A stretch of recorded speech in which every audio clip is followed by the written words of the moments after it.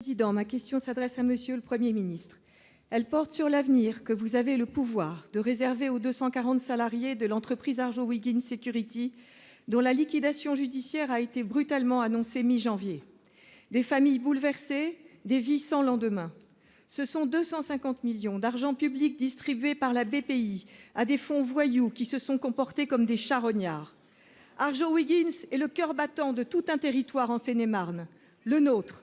Un savoir-faire exceptionnel pour fabriquer le papier sécurisé français pour nos passeports, cartes d'identité, cartes grises, permis de conduire. Aujourd'hui, la seule en France.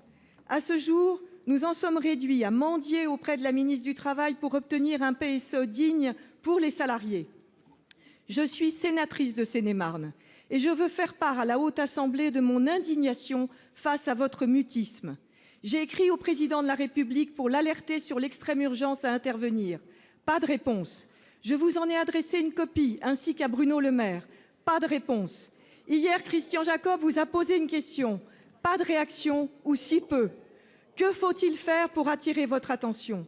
Il serait inconcevable que la France ne fabrique pas elle-même son papier sécurisé pour ses documents officiels. C'est en France qu'il faut le faire, et pas ailleurs. Qui d'autre qu'Arjowiggins pour le faire? C'est non seulement une question d'ambition, de stratégie, mais aussi de sécurité nationale. Qu'attendez-vous, Monsieur le Ministre, pour mobiliser un financement pour aider ces salariés remarquables, investis et responsables, à créer une société coopérative et participative? Qu'attendez-vous pour vous déplacer sur le terrain? Ces salariés se désespèrent d'obtenir votre aide concrète, et nous aussi. Pour vous répondre, la parole est au secrétaire d'État auprès du ministre de l'Action des Comptes Publics, M. Dussopt.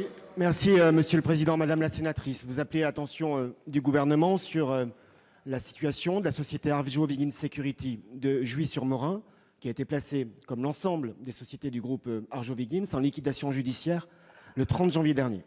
Vous l'avez rappelé, cette ancienne filiale du groupe papetier Sequana, la société Arjowiggins Security, qui emploie 265 salariés, dont environ 220 sur le site de production que vous citez, avait été cédé en avril 2018 par Sequana au groupe Blue Motion Technology, détenu par le fonds germano-suisse Parter Capital Group. Dans ce cadre, le repreneur s'était engagé devant le tribunal à limiter les suppressions d'emplois et à soutenir cette société dans ses efforts de modernisation et de recherche de nouveaux marchés. Il s'était également engagé à subvenir au financement des opérations par le biais de divers instruments bancaires, notamment des garanties de 7 millions d'euros qui devaient être trouvées. Quelques mois à peine après la reprise, le groupe BMT n'avait proposé aucun plan industriel crédible et a toujours refusé d'octroyer le moindre euro pour remédier à une situation financière très dégradée.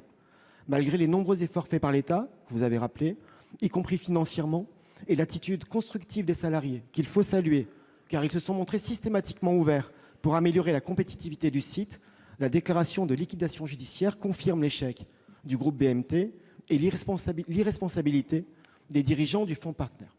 Vous avez souligné, Madame la sénatrice, combien cette usine avait une production importante, notamment pour la production de papier sécurisé. Monsieur le Premier ministre a eu l'occasion de répondre hier au président Jacob qui posait une question sur le même sujet, vous l'avez aussi rappelé. Monsieur le Premier ministre a rappelé à la fois l'engagement de l'État, l'engagement total de l'État pour trouver des solutions, mais il a aussi dit et souligné devant l'Assemblée nationale, comme je me permets de le faire devant le Sénat, le caractère extrêmement dégradé de la situation. Vous connaissez ce site, vous connaissez la situation financière. Nous pouvons ensemble pointer l'irresponsabilité de tel ou tel acteur économique et privé qui ne tient pas les engagements qui avaient été pris et les risques que cela fait peser sur ce secteur-là.